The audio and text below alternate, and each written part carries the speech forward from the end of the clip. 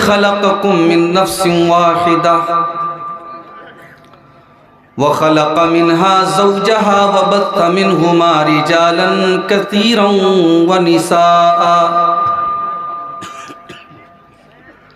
वत्तक़ुल्लाहल्लज़ी तसाअलून बिही वल अरहाम इन्नल्लाहा काना अलैकुम रक़ीबा।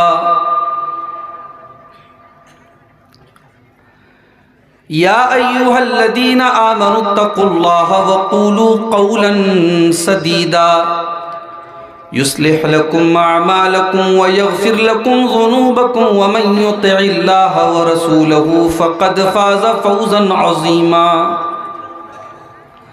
अम्मा बअद फ़इन्न ख़ैरल हदीथ किताबुल्लाह व खैरल हदी हदी मुहम्मदिन सल्लल्लाहु अलैहि वसल्लम व शर्रल उमूरि मुहदसातुहा व कुल्ल मुहदसतिन बिदअह व कुल्ल बिदअतिन ज़लालह व कुल्ल ज़लालतिन फिन्नार। अऊज़ु बिल्लाहि मिनश शैतानिर रजीम। बिस्मिल्लाहिर रहमानिर रहीम। क़ुल इन काना आबाउकुम व अबनाउकुम व इख़वानुकुम व अज़वाजुकुम व अशीरतुकुम व अम्वालुन इक़्तरफ़्तुमूहा व तिजारतुन तख़शौना कसादहा व मसाकिनु तरदौनहा अहब्ब इलैकुम मिनल्लाहि व रसूलिहि व जिहादिन फ़ी सबीलिही फ़तरब्बसू हत्ता यअतियल्लाहु बिअम्रिही वल्लाहु ला यहदिल क़ौमल फ़ासिक़ीन। सदर मोहतरम, उलमाए किराम, मोहतरम बुज़ुर्गों, नौजवान साथियों, पर्दा नशीन माँ और बहनों, प्यारे बच्चों, चाँद शहर का ये प्रोग्राम जो हर साल बड़े शानदार तरीक़े से आप हज़रात की मेहनत से, अल्लाह की तौफ़ीक से मुनक़्क़िद होता है, आज भी ये प्रोग्राम बहुत ही खूबसूरत प्रोग्राम चल रहा है। रात के तकरीबन 1:30 बज रहे हैं। आम तौर से अब धीरे धीरे जलसों का जो माहौल बन रहा है, 12 बजे के बाद लोग नहीं टिकते हैं, घरों को जाने लगते हैं। लेकिन आप हजरात का इतनी देर तक बैठे रहना, सुकून से बैठे रहना, और फिर जिस मकसद के लिए प्रोग्राम हुआ है, मदरसे के लिए चंदा हो रहा है, उसमें बढ़ चढ़ करके हिस्सा लेना, कोई सीमेंट दे रहा है, कोई सामान दे रहा है, कोई कैश रकम दे रहा है, ये बहुत अच्छी चीज़ है और इस बात की दलील है कि हमारे और आपके दिल में कहीं ना कहीं इस गए गुजरे दौर में भी इस्लाम की मोहब्बत मौजूद है, अल्लाह और उसके रसूल की मोहब्बत मौजूद है। अल्लाह इस मोहब्बत को कायम रखे। अल्लाह ताला हमें और आपको अपने माल के ज़रिए, अपने टाइम के ज़रिए, अपने जिस्म के ज़रिए इस्लाम के लिए हम जो कुछ भी कर सकते हैं, हम सबको करने की तौफीक अता फरमाए। मेरे भाइयों, हमारी ज़िंदगी का मकसद यही है। हम इस दुनिया में सिर्फ खाने, कमाने और इंजॉय करने के लिए नहीं आए हैं। खाने, कमाने और इंजॉय करने का काम तो काफिर भी करता है, मुशरिक भी करता है। जब हमने कह दिया ला इलाहा इल्लल्लाह मुहम्मदुर रसूलुल्लाह, ये कलमा पढ़ने के बाद जैसे ही हम इस्लाम के अंदर आए, रिस्पॉन्सिबिलिटी और जिम्मेदारियों का एक बोझ भी हमारी गर्दन पर आया। अल्लामा इकबाल ने कहा ना, ये शहादत गहे उल्फत में कदम रखना है, लोग आसान समझते हैं मुसलमान होना। मुसलमान होना सिर्फ जुबान से ला इलाहा इल्लल्लाह कहने का नाम नहीं है। जब आप ये कहते हैं मैं मुसलमान हूं, तो गोया आप ये कहते हैं कि आप अपने लिए नहीं जी रहे हैं, आपकी जिंदगी अल्लाह के लिए है। कुल इन्ना सलाती व नुसुकी व महयाया व ममाती लिल्लाहि रब्बिल आलमीन। ऐ नबी आप ऐलान कर दीजिए, आप बता दीजिए, मेरा जीना अल्लाह के लिए, मेरा मरना अल्लाह के लिए, मेरी नमाज अल्लाह के लिए, मेरी कुर्बानी अल्लाह के लिए। आप डिवोटेड हैं अल्लाह के लिए, आप पैदा ही इसी मकसद के लिए किए गए। और दुनिया का दस्तूर है, जो चीज अपने मकसद को खो दे उसे रद्दी की टोकरी में डाल दिया जाता है। मोबाइल बड़ा अच्छा है, आईफोन कंपनी का मोबाइल है, लेकिन अगर मोबाइल काम ना करे, उसकी स्क्रीन डेड हो जाए, उसकी बैटरी डेड हो जाए, अलमारी में कमरे में रखा रहता है, कोई छूता भी नहीं। यह माइक बहुत अच्छी कंपनी का है, लेकिन अगर ये मेरी आवाज आप तक न पहुंचाए, मैं इसे अपने सामने से हटा दूंगा। यही दस्तूर है दुनिया का, यही उसूल है दुनिया का। मुसलमान इस दुनिया में नंबर 1 थे। दुनिया इनसे इल्म हासिल करती थी। हमने साइंस सिखाई लोगों को, हमने तारीख सिखाई लोगों को, हमने ज्योग्राफिया सिखाया लोगों को। जिस जमाने में यूरोप नहीं था, अमेरिका नहीं था, बगदाद इल्म का मरकज था, दिमश्क इल्म का मरकज था। हमारे उलमा ने दुनिया को उलूम सिखाए। मगर जब हमारी चिराग की बत्ती खुद गुल हो गई, हम अपने मकसद को भूल गए, तो आज अल्लाह ताला ने हमें और आपको ऐसा बना दिया कि आज जिसका जी चाहता है हमें थूक के चला जाता है। हमारे 2 नौजवानों को जला करके मार डाला गया, और आज कातिलों के हक में रैलियां निकल रही हैं, उनके हक में नारे लग रहे हैं, और आप सिवाय हाथ मलने के कुछ नहीं कर सकते। मेरे भाइयों, हमें और आपको अपनी जिम्मेदारी हमेशा याद रहनी चाहिए। अल्लाह ने हमें अगर नंबर 1 का दर्जा दिया है, तो ये नंबर 1 का दर्जा हमें और आपको कुछ जिम्मेदारियों के साथ मिला है। कुंतुम खैरा उम्मतिन उखरिजत लिन्नास तामुरूना बिल मारूफि व तनहौना अनिल मुनकरि व तुमिनूना बिल्लाह। ऐ मुसलमानों, तुम दुनिया की सबसे बेहतरीन उम्मत हो, तुम नंबर 1 हो, लेकिन नंबर 1 का ये मकाम तुम्हें क्यों मिला है, ये पोजीशन क्यों मिली है? तामुरून बिल मारूफ, तुम नेकियों का हुक्म देते हो, व तन्हौना अनिल मुनकर, तुम बुराइयों से रोकते हो, व तुमिनूना बिल्लाह, और तुम अल्लाह के ऊपर ईमान रखते हो। तुम्हारी पहचान तुम्हारी तौहीद है। तुम मर तो सकते हो, तुम कट तो सकते हो, मगर तौहीद से समझौता नहीं कर सकते। तुम अल्लाह के ऊपर ईमान रखते हो। आज मुसलमान मज़ारों से पहचाना जा रहा है। कैलेंडर छपता है, हिंदू मजहब के मानने वालों की का सिंबल है मंदिर, ईसाइयों के मानने वालों का, ईसाई मजहब के मानने वालों का सिंबल है क्रॉस का निशान, और मुसलमान का निशान है मजार और कब्रें और दरगाहें। हमने अपनी पहचान को मिटा दिया। हमारे कलमे की जो बुनियाद थी, हमारे दीन की जो बुनियाद थी, हमने उसको मिटा दिया। आज हिंदुस्तान में बड़ी तादाद में मुसलमान ऐसे हैं जिनके यहां खुल्लम खुल्ला शिर्क हो रहा है, मज़ारों के आगे सजदा हो रहा है, बुजुर्गों के आगे सजदा हो रहा है, बच्चों के गले में तावीज़ पहनाया जा रहा है। मौलाना अल्ताफ हुसैन हाली ने बड़ा सच्चा रोना रोया था, 100 साल पहले कहा था, लेकिन आज 2023 में भी उनकी बात 100% सही समझ में आती है।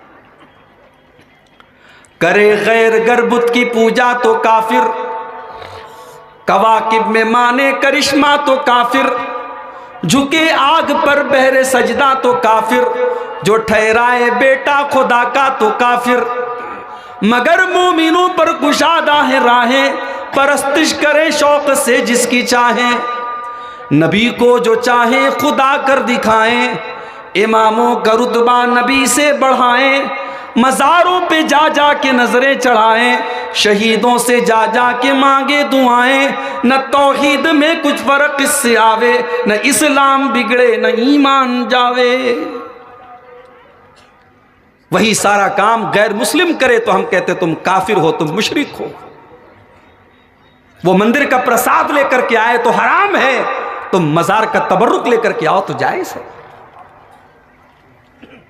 वो पत्थर की मूर्ति के आगे सजदा करे तो हराम है, तुम किसी वली और किसी बुजुर्ग की कब्र पे जाकर के सजदे करो तो जायज है। मेरे भाइयों, जब हमने अपनी पहचान को मिटा दिया, अपने मिशन को हम भूल गए, तो आज अल्लाह तबारक व तआला ने जिल्लत और रुसवाई हमारे मुकद्दर में दी। रमजान का महीना आगे आ रहा है। हम जानते हैं रमजान का महीना कुरान का महीना है। साल भर में हम उतना कुरान नहीं पढ़ते जितना रमजान में पढ़ते हैं। मगर हम और आप कभी इस पर भी गौर करें कि हमने कुरान के साथ क्या सलूक किया है। जरा अपने अपने दिल में झांक करके बताइए, अपने दिल पर हाथ रख करके बताइए, आखिरी बार आपने कुरान को कब छुआ था। कितने हमारे नौजवान हैं जिनकी जिंदगी में कुरान के लिए कोई जगह नहीं है। रात में बिस्तर पे सोते हैं तो मोबाइल देख के सोते हैं, सुबह उठते हैं तो व्हाट्सएप चेक करके उठते हैं, लेकिन कुरान से कोई मतलब नहीं है। क्या कुरान चूमने की किताब थी? शहरु रमज़ान अल्लज़ी उन्ज़िला फ़ीहिल कुरान हुदल लिन्नासि व बय्यिनातिम मिनल हुदा वल फुरक़ान। हमने रमजान के महीने में कुरान को उतारा था। हुदल लिन्नास, ये पूरी मानवता के लिए मार्गदर्शन करता है, पूरी मानवता, पूरी इंसानियत को सीधा रास्ता दिखाता है। ये हक और बातिल का रास्ता क्लियर बता देता है, ये सच और झूठ को क्लियर बता देता है। कुरान हिदायत की किताब है, हमने तबर्रुक की किताब बना के रखा। लोग पूछते हैं मौलवी साहब बच्चे ने कुरान गिरा दिया, क्या करना पड़ेगा? बच्चे ने तो कुरान को गिराया है, हमने तो कुरान को नजर से गिरा दिया, दिल से गिरा दिया। न कुरान हम पढ़ते हैं न कुरान को समझते हैं।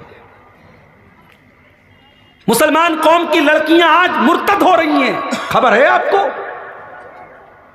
आपके बिहार के कटिहार से खबरें आ रही हैं, हमारे यूपी के बरेली से न्यूज आ रही है।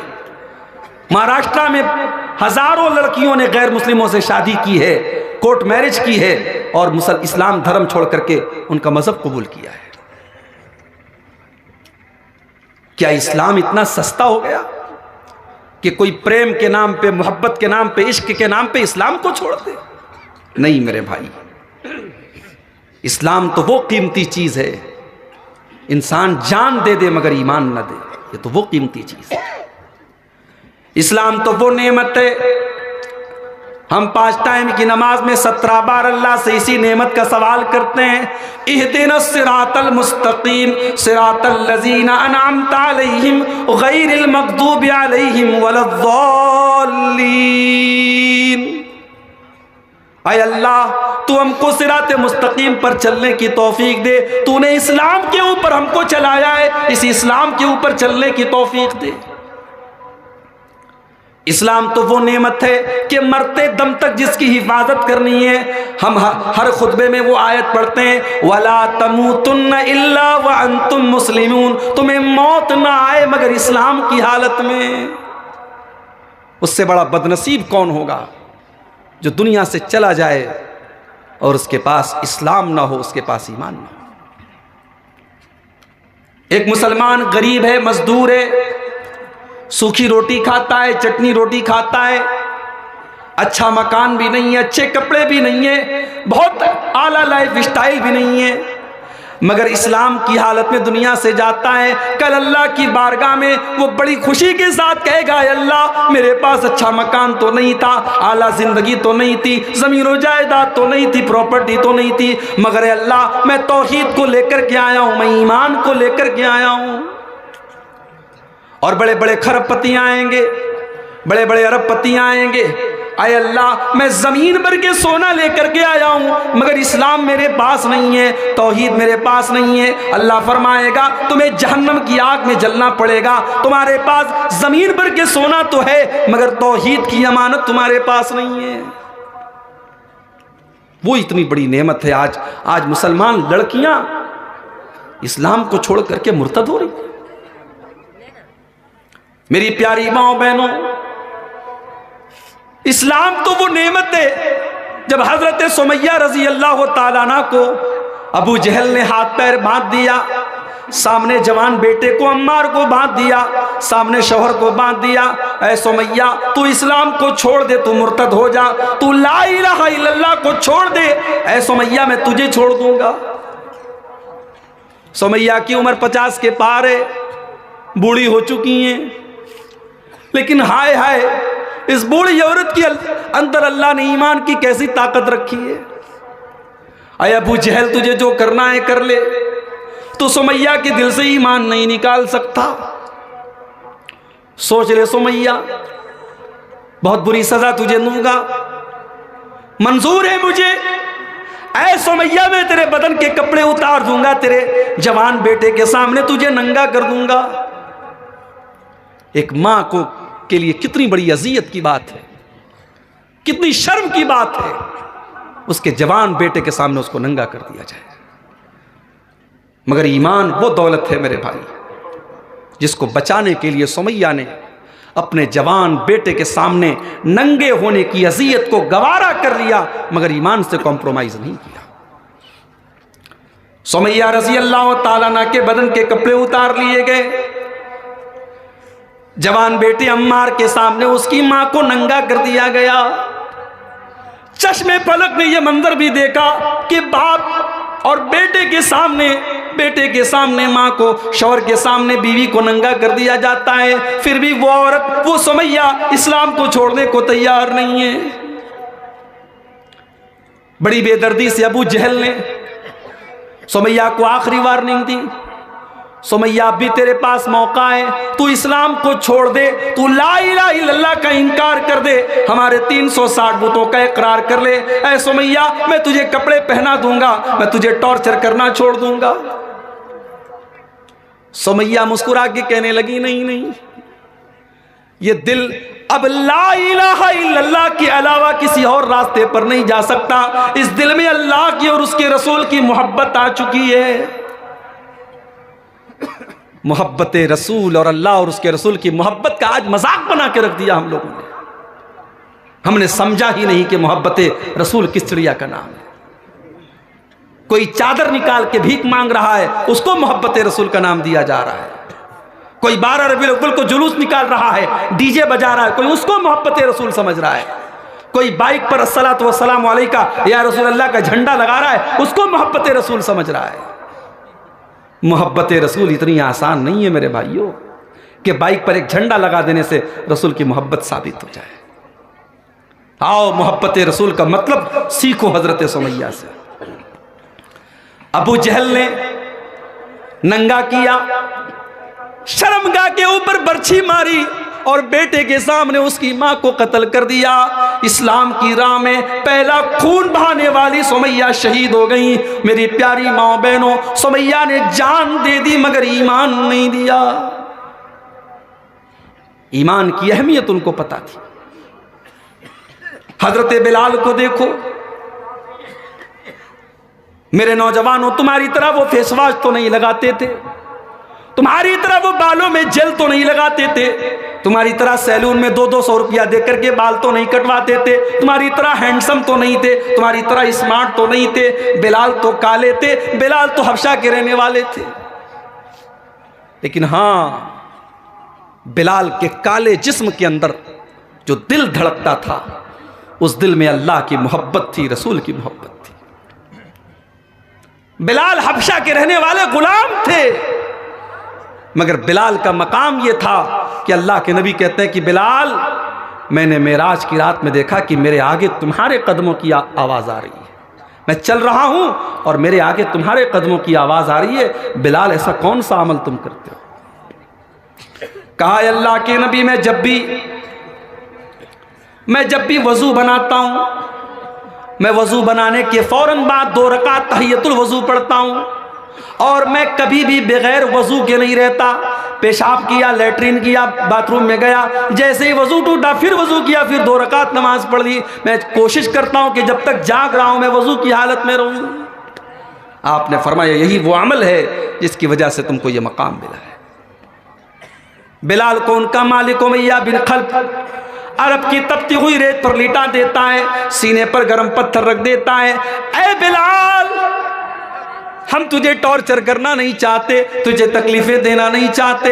ऐ बिलाल, तू इस्लाम को छोड़ दे, तू ला इलाहा इल्लल्लाह को छोड़ दे, हम तुझे तकलीफें देना छोड़ देंगे। अपने चेहरों को क्रीम और पाउडर से सजाने वालों और वालियों, अल्लाह ताला तुम्हारी शक्लें नहीं देखेगा, अल्लाह तो दिल का ईमान देखेगा, तकवा देखेगा। बिलाल खूबसूरत नहीं है, मगर ऐ बिलाल, मेरी जिंदगी कुर्बान हो जाए आप पर। अल्लाह ने आपके दिल में कितना मजबूत ईमान दिया है। बिलाल के सीने की चर्बी पिघल रही है, बिलाल की पीठ तपती हुई रेत पर पिघल रही है, बिलाल के सीने पर गर्म पत्थर रखा हुआ है, मगर बिलाल कहते हैं अहद अहद अहद, मेरा रब एक है, मेरा माबूद एक है, मेरा अल्लाह एक है। ये पेशानी झुकेगी तो उसके आगे झुकेगी, मैं इबादत करूंगा तो उसकी करूंगा, मैं उसके अलावा किसी और की इबादत नहीं कर सकता।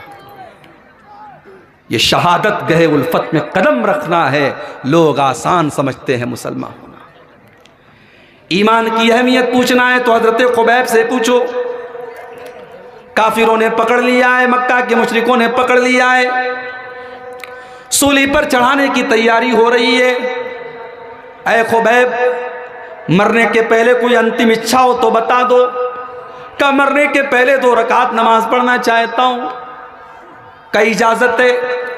हजरत खुबैब ने 2 रकात नमाज पढ़ी, बड़ी हल्की नमाज पढ़ी, सलाम फेरा, कहा कि मैंने जानबूझ करके हल्की नमाज पढ़ी, कहीं तुम ये ना समझो मैं मौत के डर से नमाज को लंबा कर रहा हूं।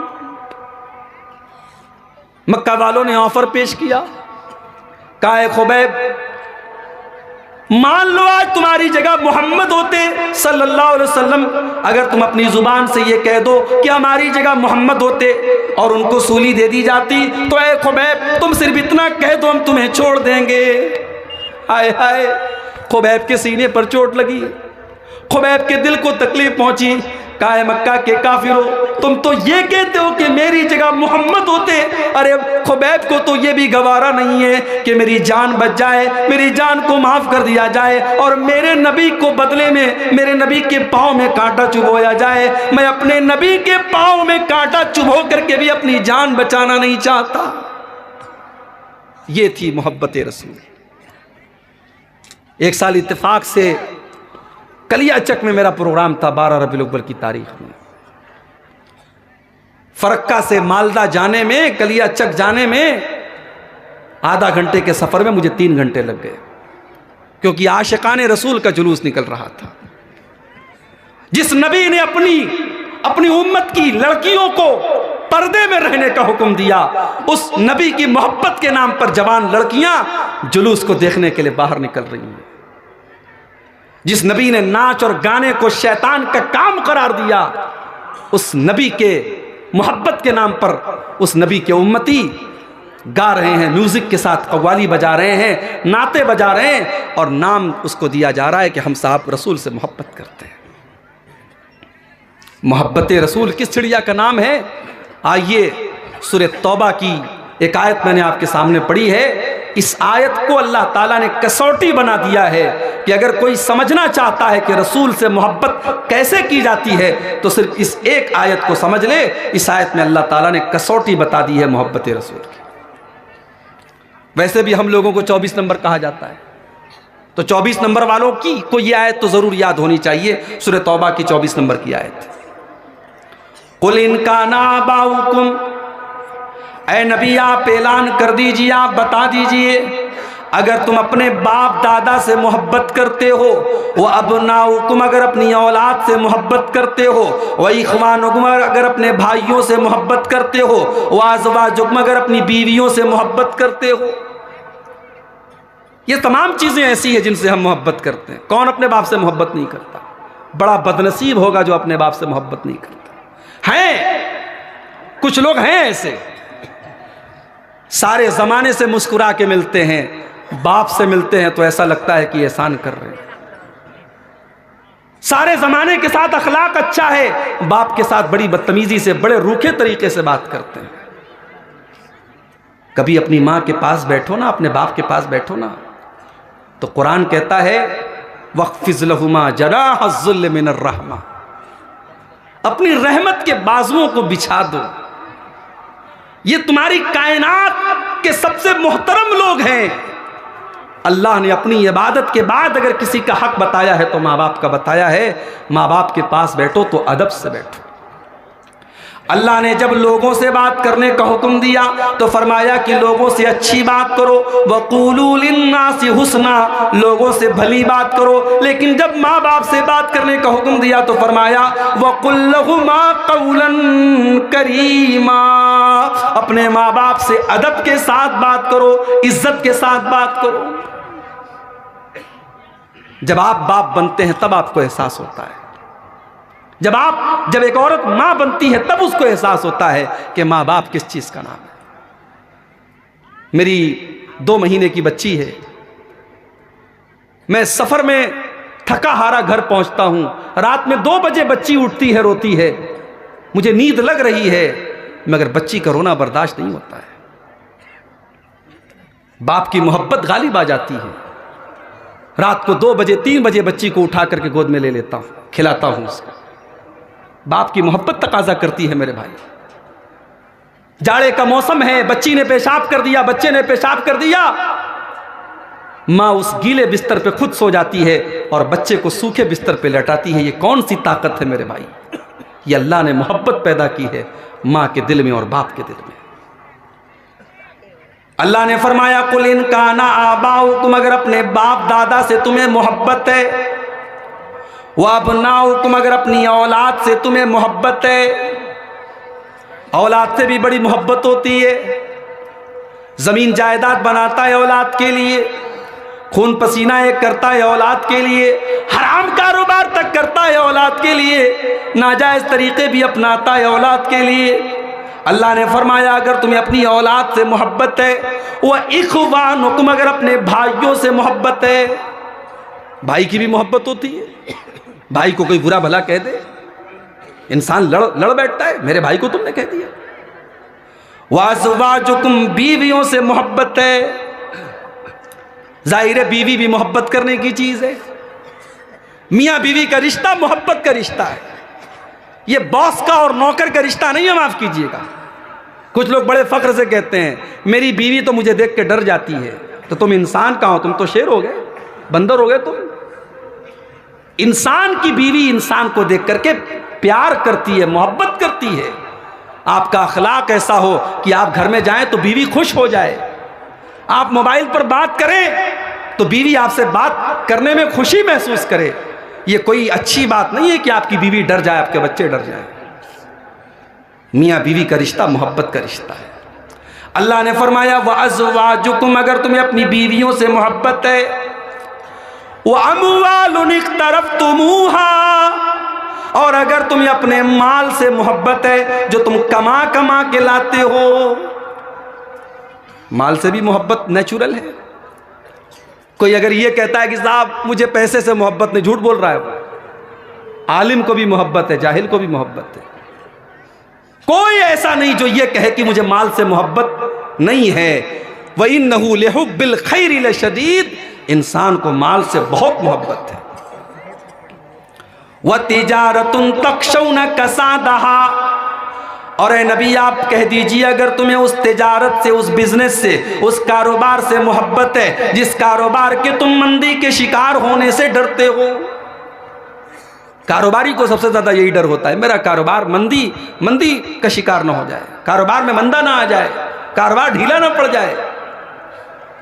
वह मसाकिन तरज़ौनहा, और वो घर और मकान जो तुम बड़े शौक से बनाते हो, अगर उस मकान से तुमको मोहब्बत है। अल्लाह ने 8 चीज़ों का नाम लिया।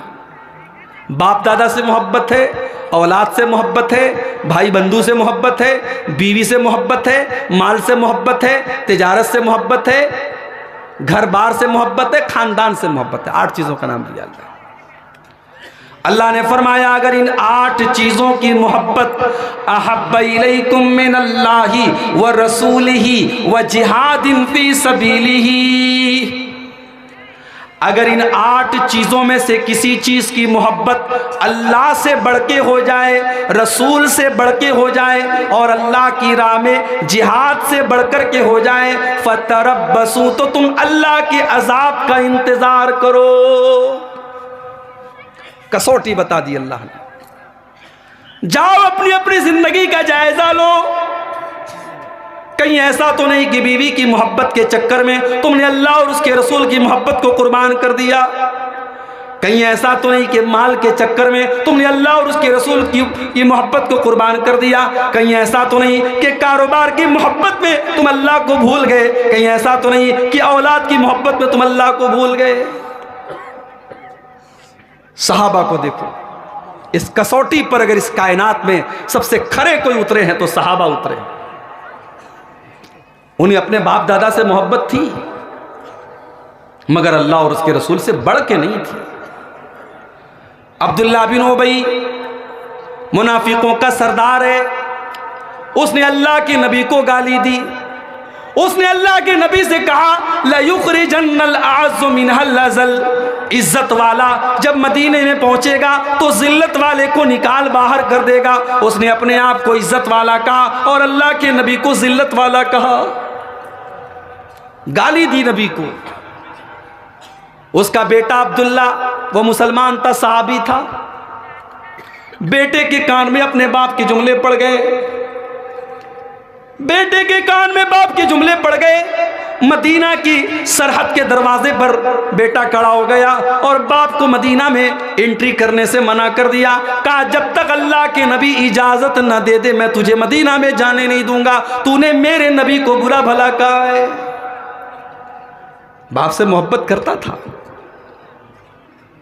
लेकिन अल्लाह और उसके रसूल से बढ़ के नहीं। तूने मेरे नबी को गाली दी, मैं तुझे मदीना में जाने नहीं दूंगा। अल्लाह के नबी आए, समझाया, ठीक है तुम्हारे बाप ने मुझे बुरा भला कहा है, कोई बात नहीं, जाने दो उसे। कहा, अल्लाह के नबी अगर कभी मेरे बाप की गुस्ताखियों की वजह से अगर कत्ल करने का ऑर्डर दें तो सबसे पहले मुझे कत्ल कर दे। मेरा बाप आपके बारे में गलत जुमले बोलता है, मैं अपने बाप को अपने हाथों से कत्ल कर दूंगा। इस्लाम से बढ़ के, अल्लाह और उसके रसूल से बढ़ के बाप से मोहब्बत नहीं थी। वह अबनाउकुम, औलाद से बढ़कर के तुम्हें अल्लाह और उसके रसूल की मोहब्बत होनी चाहिए। जंगे बद्र का मैदान याद करो। अबू बकर सिद्दीक मुसलमान है, उनका बेटा अब्दुर्रहमान काफिर है। अबू बकर सिद्दीक मुसलमानों की तरफ से लड़ रहे हैं, बेटा काफिरों की तरफ से लड़ रहा है। बार बार बाप बेटे का सामना होता है। बेटा अपने बाप को छोड़ देता है कि ये तो मेरा बाप है, इससे मैं इसके ऊपर मैं हमला नहीं करूंगा। जंग खत्म हो जाती है। बाद में अब्दुर्रहमान भी मुसलमान हो जाते हैं। अपने बाप से कहते हैं, अब्बा जान, गज़वे बद्र में बार बार आपका मुझसे सामना हो रहा था और मैं आपको नज़रअंदाज कर रहा था कि आप मेरे बाप हैं, कहीं ऐसा ना हो कि मेरी तलवार से आपकी गर्दन कट जाए। कहा, बेटा अगर तेरी गर्दन मेरी तलवार के नीचे आई होती तो मैं तुझे कभी न छोड़ता, इसलिए कि मैं उस वक्त अपने बेटे की हैसियत से नहीं, अल्लाह और उसके रसूल के दुश्मन की हैसियत से तुझसे जंग कर रहा था। वअबनाउकुम, अपनी औलाद से बढ़कर के तुम्हें अल्लाह और उसके रसूल से मोहब्बत होनी चाहिए। वइख्वानुकुम, अपने भाइयों से बढ़कर के तुम्हें अल्लाह और उसके रसूल से मोहब्बत होनी चाहिए। हजरत मुसअब इब्न उमैर, इनका एक भाई था, उसका नाम था उबैद। वो गज़वे उहद में, गज़वे बद्र में अरेस्ट हुआ, गिरफ्तार हुआ। एक सहाबी ने उसको गिरफ्तार किया। हजरत मुसअब इब्न उमैर की नजर पड़ी, कहा कि ये बड़े अमीर बाप का बेटा है, इसको कस के बांध दो, इसकी माँ से बड़ी रकम मिलेगी, बड़ा पैसा मिलेगा। अपने ही सगे भाई के बारे में कहा, इसको कस के बांध दो, इससे बहुत पैसा मिलेगा। मुसअब इब्न उमैर के भाई ने, अबू उबैद ने कहा कि तू तो मेरा भाई है, तू ऐसा कैसे बोल सकता है? कहा कि तू मेरा भाई नहीं है, इन्नहु अखी दूनक, जिसने तुझे अरेस्ट किया है वो मेरा भाई है, तू इस्लाम के अंदर नहीं है, इसलिए मेरा तुझसे कोई भाईचारा नहीं है। भाई की मोहब्बत अपनी जगह है, अल्लाह और उसके रसूल की मोहब्बत अपनी जगह है। आज तो यहां सगा भाई अपने सगे भाई के खिलाफ मुकदमा कर रहा है। जमीन जायदाद का लफड़ा चल रहा है, अदालतों में केस चल रहा है। वहां नबी ने एक ऐलान किया, मक्का के मुहाजिर मदीना के अंसारी के भाई हैं। नबी के एक ऐलान पर मदीना के अंसारियों ने मक्का के मुहाजिरों के लिए अपनी जान कुर्बान कर दी। वाज़वाजुकुम, अपनी बीवियों से बढ़कर के तुम्हें अल्लाह और उसके रसूल से मोहब्बत होनी चाहिए। बीवी से बहुत मोहब्बत है, मगर जहां बीवी की मोहब्बत अल्लाह और उसके रसूल की मोहब्बत से टकरा जाए, वहां बीवी की मोहब्बत को कुर्बान कर दिया जाएगा। बीवी कहती है, अरे सुनते हो, याद है कल कितनी तारीख है? कितनी तारीख है? अरे कल 7 फरवरी है, 7 मार्च है। अच्छा, तो अरे आप भी कितने बुद्धू हैं, भूल गए हमारी शादी की सालगिरह है, एनिवर्सरी मनाना है, कल केक लाएंगे कि नहीं लाएंगे? केक आ रही है साहब, एनिवर्सरी मनाई जा रही है। मदरसे में चंदा देने के लिए 100 रुपया निकल रहा है और एनिवर्सरी के लिए 500 की केक बड़ी आसानी से आ रही है। बच्चे का जन्मदिन आया, बर्थडे मनाया जा रहा है, हैप्पी बर्थडे, बच्चे का केक काटा जा रहा है। मेरे भाइयों, ये बर्थडे, ये एनिवर्सरी, ये फादर्स डे, ये मदर्स डे, ये इस्लाम का कल्चर नहीं है, माफ कीजिएगा। बच्चे से मोहब्बत साल के हर दिन करो, बच्चों के लिए कभी भी तोहफा लाओ, कभी भी केक लाओ, उसके लिए बर्थडे मनाने की जरूरत नहीं है। बीवी के से मोहब्बत रोज करो, जब भी मौका मिले उसे रेस्टोरेंट पे ले जाके खाना खिला दो, उसके लिए एनिवर्सरी मनाने की जरूरत नहीं है। बीवी की मोहब्बत में आकर के तुम अल्लाह और उसके रसूल की मोहब्बत को न भूल जाओ। हजरत हंजला को देखो, नई नई शादी हुई है, शादी की पहली रात है, बीवी के साथ है, अल्लाह के नबी की तरफ से ऐलान जिहाद होता है। हजरत हंजला अपनी नई नवेली दुल्हन से कहते हैं, मुझे तुम्हें छोड़ के जाना पड़ेगा, नबी अकरम की तरफ से जिहाद का ऐलान हो चुका है। बीवी रोक भी नहीं सकती थी, जानती थी कि शौहर रुकेंगे नहीं, शादी की पहली रात है, कौन बीवी चाहेगी शौहर छोड़ के चला जाए। नबी अकरम की तरफ से ऐलान जिहाद हुआ, हजरत हंजला अपनी नई नवेली दुल्हन को छोड़ के जाने लगे। बीवी ने कहा है, मेरे सरताज, गुस्ले जनाबत आपके ऊपर फर्ज हो चुका है, गुस्ल तो करके चले जाइए, का टाइम नहीं है। नबी अकरम की तरफ से कूच करने का ऐलान हो चुका है, रातों रात निकलना है, मुझे अभी जाना पड़ेगा। मैं अगर जिंदा लौट के आया तो मैं गुस्ल कर लूंगा। जिहाद के मैदान में जाने के लिए तहारत शर्त नहीं है, पाक होना शर्त नहीं है। चले गए उसी हाल में। बीवी से मोहब्बत है, मगर अल्लाह और उसके रसूल से बढ़ करके नहीं है। अपनी नई लवेली दुल्हन को छोड़ करके निकल गए, मैदान जंग में पहुंच गए। जंग शुरू हुई, मुसलमानों ने शुजाअत के जौहर पेश किए। जब जंग खत्म हो गई, जब शहीदों की लाशें इकट्ठा की जाने लगी, तो उन लाशों में एक नई नई शादी किए हुए नौजवान की लाश भी थी, जिसको दुनिया हंजला के नाम से जानती है। अल्लाह के नबी ने फरमाया, मैं देख रहा हूं फरिश्तों को, वो हंजला को गुस्ल दे रहे हैं। वो जनाबत की हालत में जंग के मैदान में आए थे। इन्नी ला अरल मलाइकत तग़सिलुहु, मैं देख रहा हूं कि फरिश्ते हंजला को गुस्ल दे रहे हैं। वाज़वाजुकुम, तुम्हें अपनी बीवियों से मोहब्बत होनी चाहिए, मगर अल्लाह से बढ़ के नहीं होनी चाहिए, रसूल से बढ़ के नहीं होनी चाहिए। बीवी को कपड़ा दिलाने मार्केट में जाओ, बीवी की फरमाइश एक तरफ है, लेकिन अगर वो कपड़ा गलत है, शरीयत के उसूलों के खिलाफ है, अकेले में आपकी बीवी कुछ भी पहन ले, मगर जिस कपड़े को पहन करके वो शादी में जाएगी, जिस कपड़े को पहन करके वो मायके में जाएगी, वो कपड़ा ऐसा नहीं होना चाहिए कि जो इस्लाम के उसूलों के खिलाफ। अब तो ऐसे ऐसे कपड़े, अल्लाह की पनाह। नबी अकरम ने फरमाया था ना कि ऐसी औरतें आएंगी जो कपड़ा पहन करके नंगी होंगी। आज वो जमाना देख लें आप, जवान लड़कियों की बात नहीं, 40-40 साल की, 50-50 साल की अधेड़ औरतें ऐसा कपड़ा पहन रही हैं जो पूरे बदन की झलक जिसमें नजर आ रही है, जो ट्रांसपेरेंट है, जो पारदर्शी है, पूरा बदन उससे नजर आ रहा है। बीवी से मोहब्बत करो, मगर बीवी की हर बात मत मानो। बीवी कहती है एनिवर्सरी मनाना है, उसे समझा दो। मेरे नबी ने फरमाया मन तशब्बह बिकौमिन फहुव मिनहुम, जो किसी कौम की नकल करेगा वो उन्हीं के साथ रहेगा। मैं एनिवर्सरी नहीं मना सकता, तुझे केक खाना है मैं कभी भी केक ला के दे दूंगा, तुझे रेस्टोरेंट में जाके खाना खाना है तू कभी भी मेरे साथ चल, लेकिन मैं एनिवर्सरी नहीं मना सकता। बच्चे जिद करते हैं पापा मेरे लिए तुम केक ले आओ, बर्थडे मनाओ। बच्चे को समझा दो बेटा मुसलमान हम बर्थडे नहीं मनाते। समझाओ तो समझाओगे कैसे? यहां तो हालात ये है, बच्चा और बच्ची स्कूल में पढ़ते हैं, सालाना फंक्शन हो रहा है स्कूल का, और आपकी 12 साल की बच्ची 8 साल की बच्ची डांस कर रही है और आप वीडियो बना रहे हैं कि मेरी बेटी बहुत अच्छा डांस कर रही है। जब 8 साल की बच्ची डांस करेगी और आप उसके डांस पर खुशी का इजहार करेंगे, तो जब वो 18 साल की होगी और तब डांस करेगी तब अफसोस मत कीजिएगा। हम बबूल का पेड़ लगा करके आम नहीं तोड़ सकते मेरे भाई। हम अपने बच्चों की जो तरबियत करेंगे वही हम उनका असर उसके अंदर पाएंगे। हमने ऐसी माओं को भी देखा है, बच्चों को बचपन से दुआएं याद कराती हैं, 3-3 साल के बच्चों को दुआएं याद हो जाती हैं।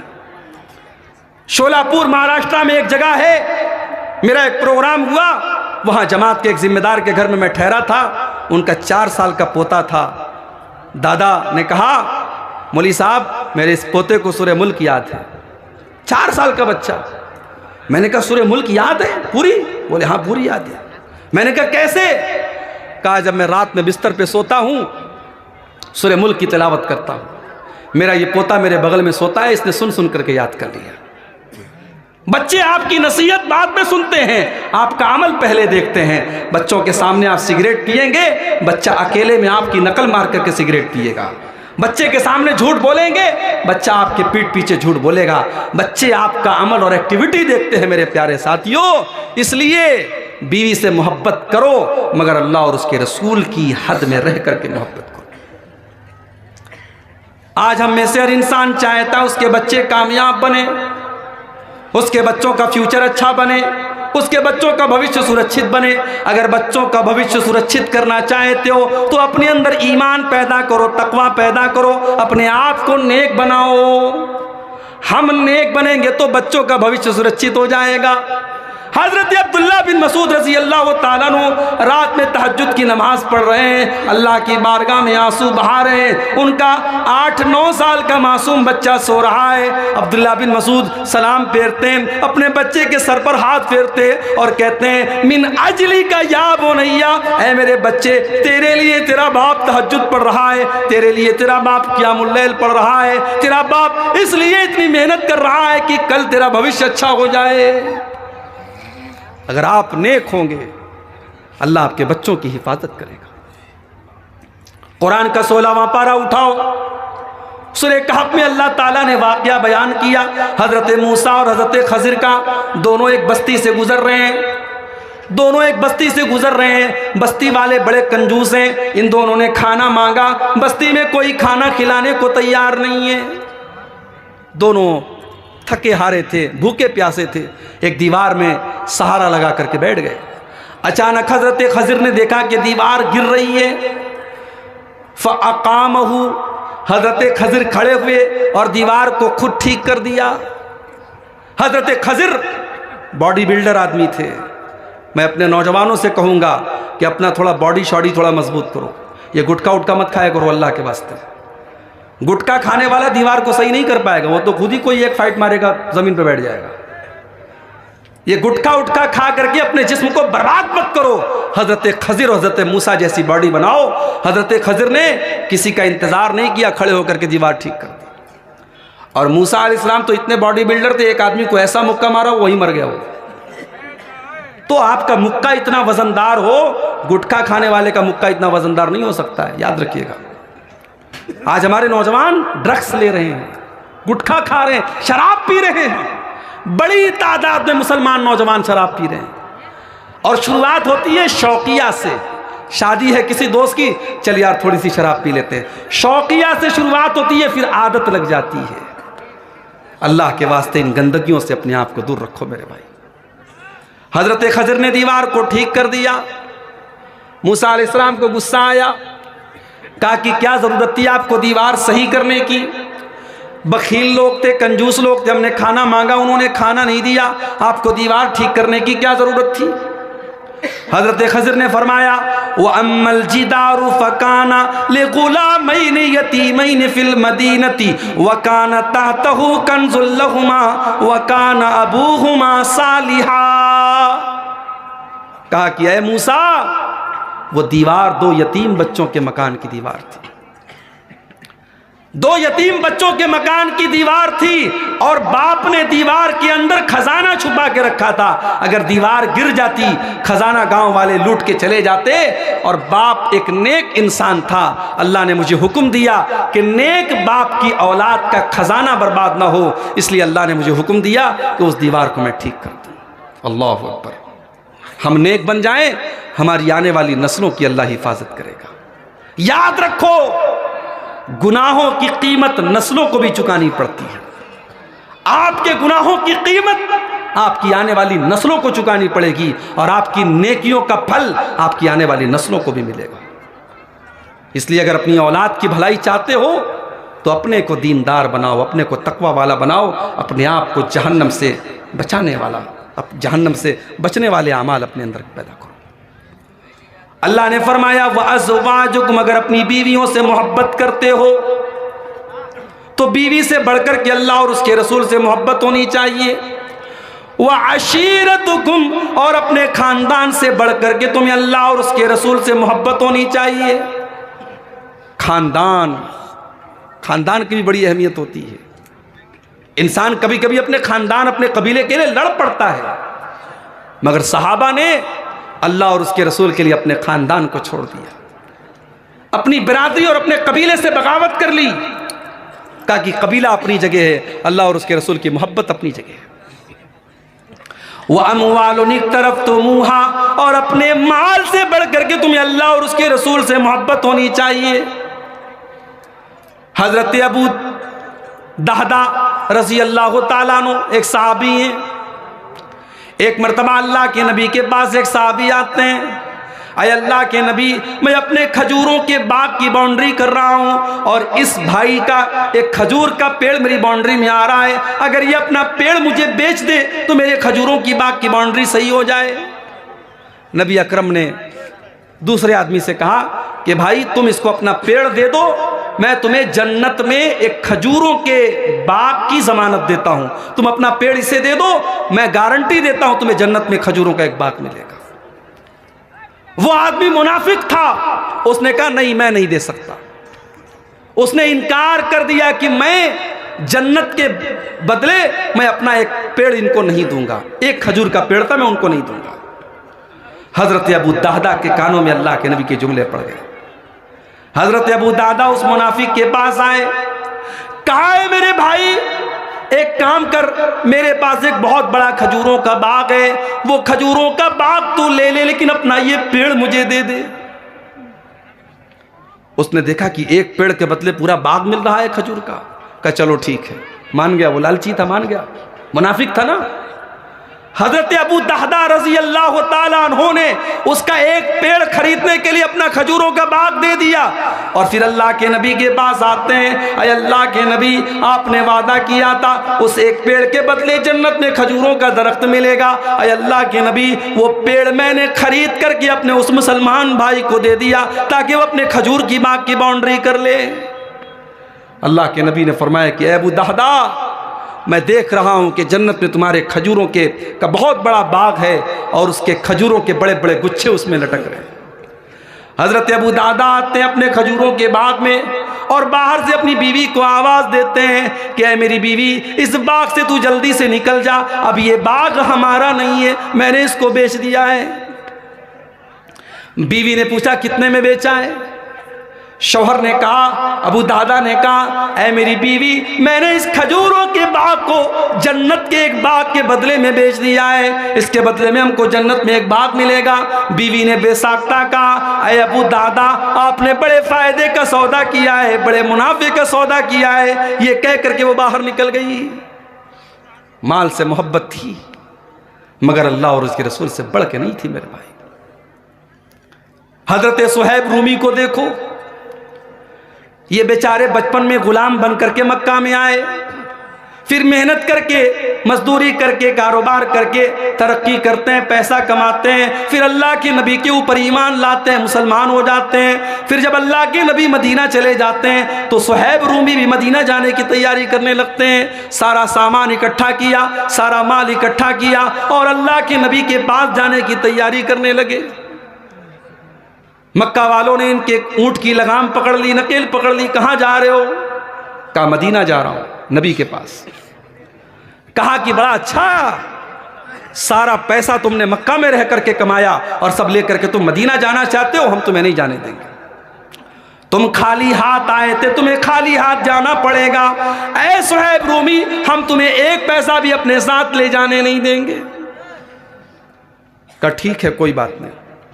सारी जिंदगी भर की कमाई मक्का के काफिरों के हवाले कर दी और खाली हाथ हजरत सुहैब रूमी रजी अल्लाह तआला अन्हु मदीना पहुंचे।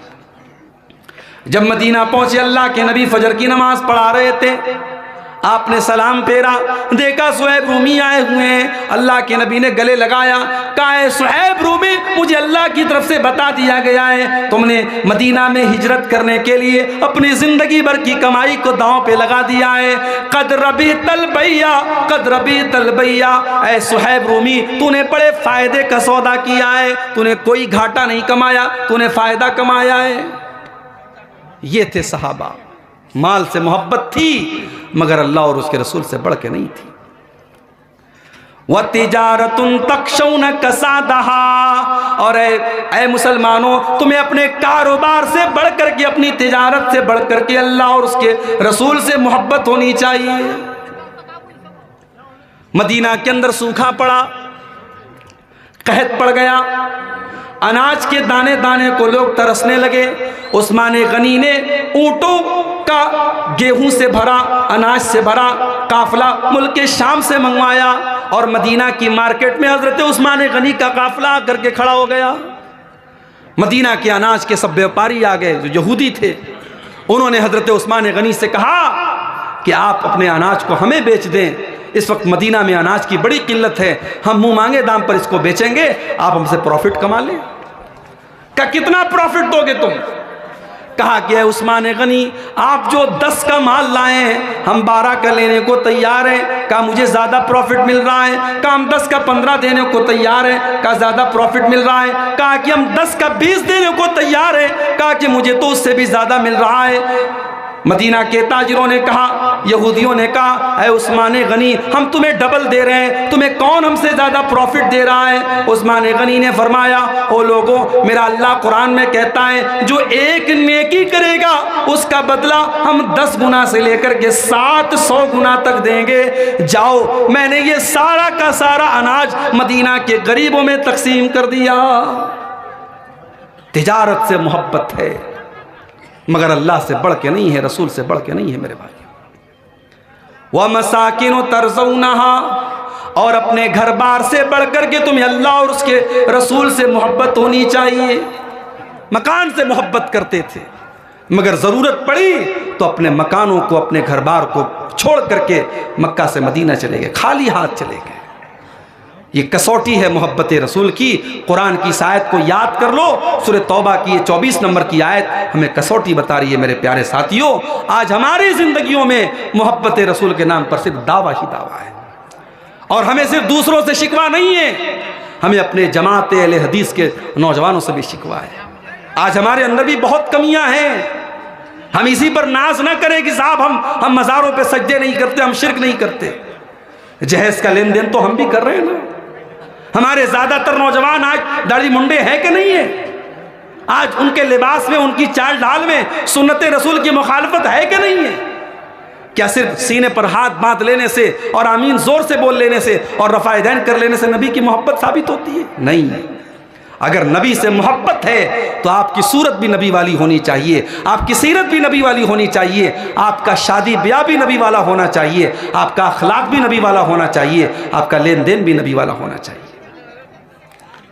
नबी अकरम के दौर में ऐसे भी मामलात आए, बहुत सारी ऐसी चीज़ें भी सामने आई कि सहाबा के मर्जी के खिलाफ मामला था, मगर अल्लाह और उसके रसूल के हुक्म पर उन्होंने अपनी मर्जी को कुर्बान कर दिया। अगर आपने दीन को अपनी मर्जी से चलाया तो आपने कौन सा कमाल किया? कमाल तो यह है कि आप अपनी मर्जी को कुर्बान कर दें अल्लाह और उसके रसूल के दीन के नाम पर। एक वाकया सुनाता हूं और फिर इंशाअल्लाह हम बात को ख़त्म करेंगे कि देखिए अल्लाह और उसके रसूल के आगे अपनी इच्छा और अपनी ख्वाहिशात को सहाबा ने कैसे कुर्बान किया था। हज़रत मुगीरा बिन शोबा रज़ी अल्लाह तआला अन्हु बड़े मशहूर सहाबी हैं। उन्होंने एक अंसारी लड़की को निकाह का पैगाम भेजा, रिश्ता तय हो गया। नबी अकरम के पास आते हैं, अय अल्लाह के नबी, मैंने एक अंसारी लड़की को निकाह का पैगाम भेजा है। आपने पूछा कि क्या आपने लड़की को देखा है? कहा लड़की को देखा नहीं है। आपने कहा जाओ देख लो। हमारे यहाँ रिश्ता होता है, लड़के के माँ बाप जाते हैं, लड़के के बहनोई जाते हैं, लड़के को इजाज़त नहीं है कि वो अपनी होने वाली बीवी को एक नज़र देख ले। फ़ोटो वगैरह को मैं सही नहीं मानता। फ़ोटो में आजकल बहुत गड़बड़ हो जाता है, इतने फ़िल्टर आ रहे हैं, कैमरे का इतना कमाल आ रहा है कि उस पर जो है बिल्कुल काला कलूटा आदमी भी बहुत खूबसूरत लगने लगता है। तो कैमरे का तो कोई भरोसा नहीं है। लेकिन शरीयत ने इजाज़त दी है, जब आप रिश्ता तय करें, आपको रिश्ता हर तरीके से पसंद है, तो एक बार लड़के को लड़की के सामने आमने सामने एक बार दिखाना चाहिए। ये शरीयत का मसला है, ये शरीयत का मसला है मेरे भाई। कहीं तो हम इतनी इजाज़त दे रहे हैं कि रिश्ता लग गया तो लड़का लड़की आपस में बात भी कर रहे हैं, मुलाकात भी कर रहे हैं, और कहीं हम इतनी सख्ती कर रहे हैं कि लड़के के घर वाले तो देखेंगे लड़की को, मगर जिसकी शादी होने वाली है न लड़की लड़के को देख सकती है, न लड़का लड़की को देख सकता है। ये गलत बात है। अल्लाह के नबी ने कहा तुम एक नज़र देख सकते हैं। अब बड़े गौर से सुनिएगा, इसी वाक़े पर मैं तकरीर को ख़त्म कर रहा हूँ क्योंकि रात भी काफ़ी हो रही है, आप भी थक चुके हैं सुनते सुनते। अब हज़रत मुगीरा बिन शोबा रज़ी अल्लाह तआला अन्हा लड़की के घर पहुँचे। इब्ने माजा की सही रिवायत है। लड़की के घर पहुँचे, लड़की के माँ बाप के सामने अपनी ख्वाहिश का इजहार किया कि मैं अपनी होने वाली बीवी को देखना चाहता हूँ। हदीस के अल्फाज हैं फ़कअन्नहुमा करिहा ज़ालिका। लड़की के माँ बाप को ये बात बड़ी बुरी लगी। अल्लाह अकबर। गैरत वाले लोग थे, गैरत वाले लोग थे। गैरत जिंदा होती है तो अपना होने वाला दामाद भी हमारी बेटी को देखे, ये लोग पसंद नहीं करते। और जब गैरत मर जाती है तो जवान बेटी को बेपर्दा पूरे गांव में लोग घुमाते हैं, जवान बहन को पूरे गांव में घुमाते हैं। जब गैरत मर जाती है मेरे भाइयों, तब ये तमाम चीज़ें होती हैं। कहा कि नहीं, हमें ये पसंद नहीं है कि तुम हमारी बेटी को शादी के पहले देखो, हम नहीं पसंद करते। माँ बाप ने मना कर दिया। मुगीरा बिन शोबा वापस आने लगे। लड़की अंदर पर्दे से सारी बात सुन रही थी। लड़की ने अपने माँ बाप से कहा इन काना अम्र रसूलिल्लाह सल्लल्लाहु अलैहि वसल्लम। अये मेरी अम्मी जान, है मेरे अब्बू जान, आप ये भूल रहे हैं कि ये अल्लाह और उसके रसूल का हुक्म पेश कर रहा है। अये अम्मी, अये अब्बू, अगर ये अल्लाह और उसके रसूल का हुक्म है तो इसको मुझे देख लेने दीजिए, और अगर ये झूठ बोल रहा है तो मैं अल्लाह का वास्ता दे करके कहती हूँ कि मुझे देखने की कोशिश मत कर। हज़रत मुगीरा बिन शोबा ने कहा नहीं, मैं सच बोल रहा हूँ, अल्लाह के रसूल ने मुझे इजाज़त दी है। उन्होंने लड़की को देखा, पसंद आई, निकाह हो गया और बड़ी मोहब्बत के साथ दोनों मियाँ बीवी रहने लगे। ये होती है मोहब्बत रसूल। अब आखिरी चीज़ जो बयान करके बात ख़त्म कर रहा हूँ, आपने मोहब्बत रसूल की कसौटी तो सुन ली। मोहब्बत रसूल के तकाजे क्या हैं, कैसे पता चले कि हाँ हमें रसूल से मोहब्बत है? तो 4 काम कर लो, 4 काम कर लो, इससे प्रूफ हो जाएगा कि हाँ आपको नबी से मोहब्बत है।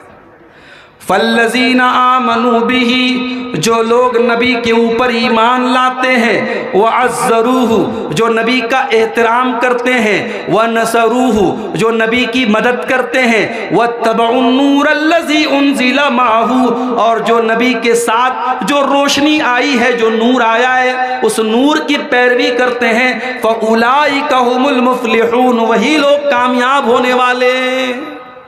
4 काम कर लो। पहला काम, नबी पर ईमान लाओ।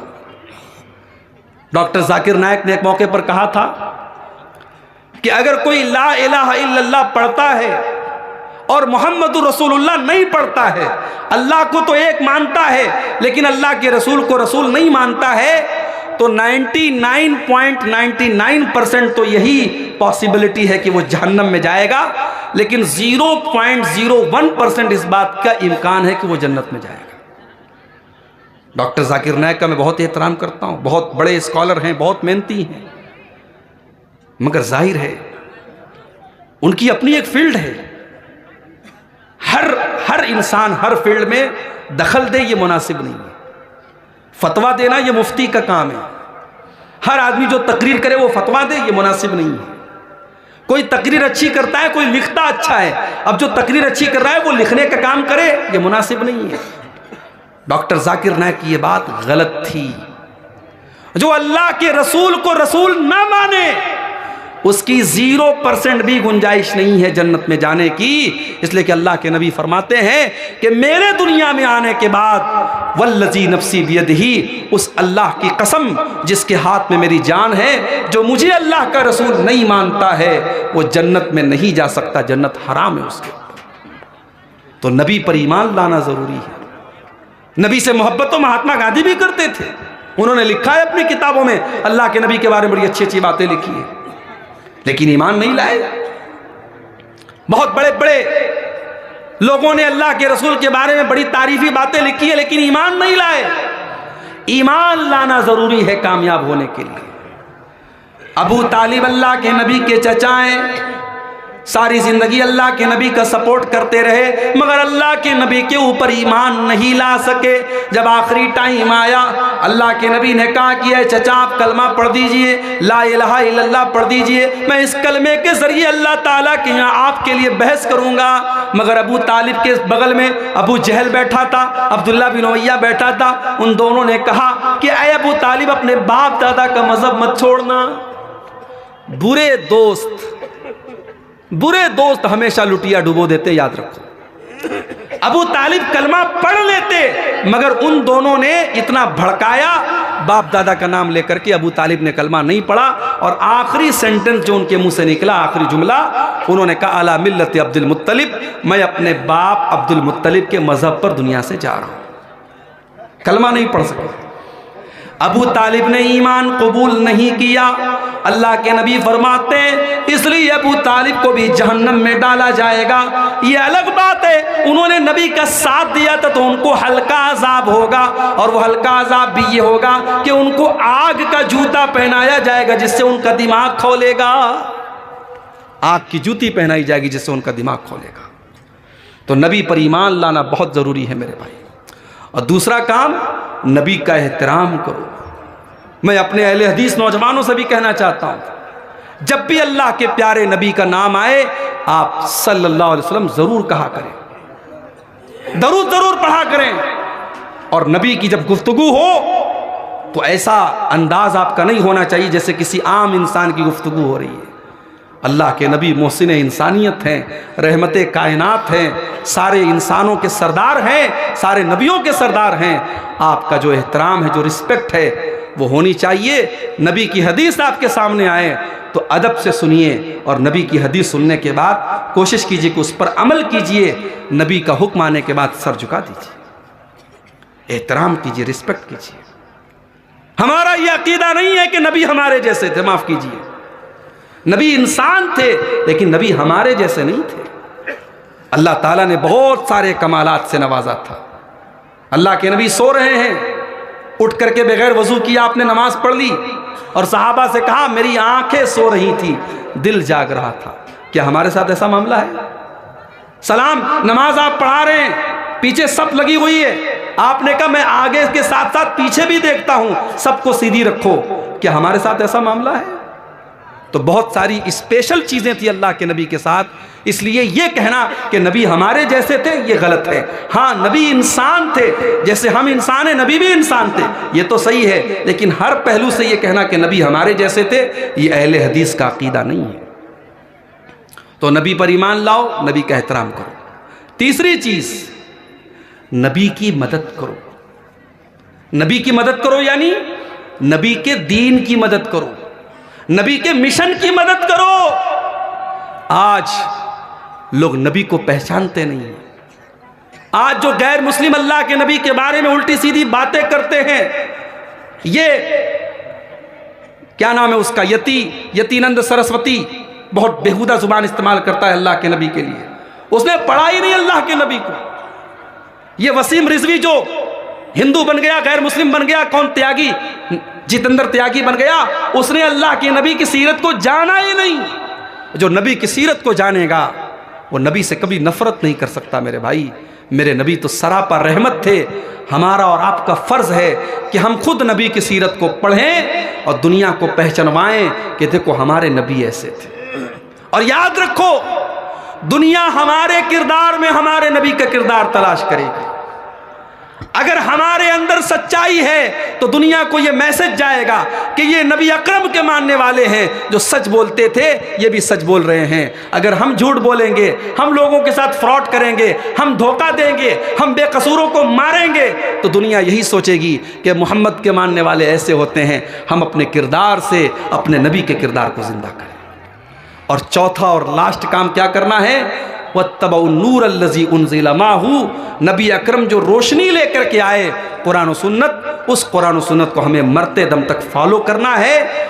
इबादत में भी फॉलो करना है, शादी ब्याह में भी फॉलो करना है, ज़िंदगी के सारे शोबों में हम कोशिश करें कि हम कुरान और हदीस को फॉलो करें। अल्लाह से दुआ है रब्बुल आलमीन हम सबको अपने नबी से सच्ची मोहब्बत करने की तौफीक अता फरमाए। मोहब्बत रसूल के जो तकाज़े मैंने बयान किए हैं, कहने वाले को, सुनने वालों को, सबको अमल की तौफीक अता फरमाए। आज का ये जलसा जिस मदरसे की तामीर व तरक्की के लिए हुआ है, अल्लाह ताला उस मदरसे को और तरक्की अता फरमाए।